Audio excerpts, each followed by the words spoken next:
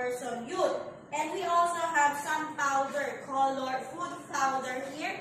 We're going to use it later on your individual activity. This one can be used later in our science project next time. So I have here 4. How many plastic cups do I have here?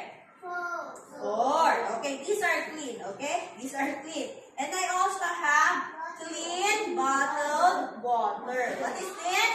Clean bottled water. So this water is our solvent. Everybody, solvent. Because this is where we are going to dissolve our solute.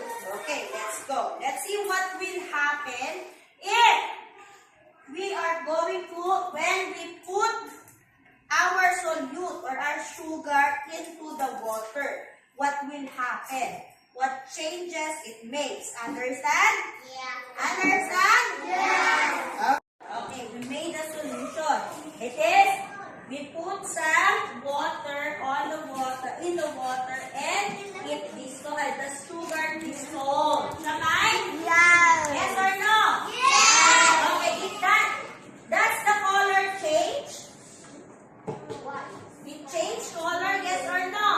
No. It doesn't change color. Samay? The color stays the same. Yes or no? Yeah. The color is still clear. What color is this one? Is it white? No. You call it clear. Again. Clear. Same with the window. You can see outside. That one is clear. Okay, now, what can you say? What can you say? Can you taste it? What is the taste of the water? Nothing. Samay?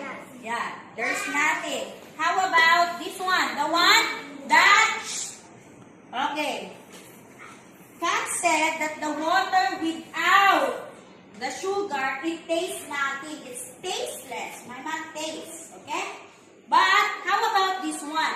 The one that we put some scoop of water. How does it taste? How does it taste? How does it taste? Is it alive? Is it sweet or salty? It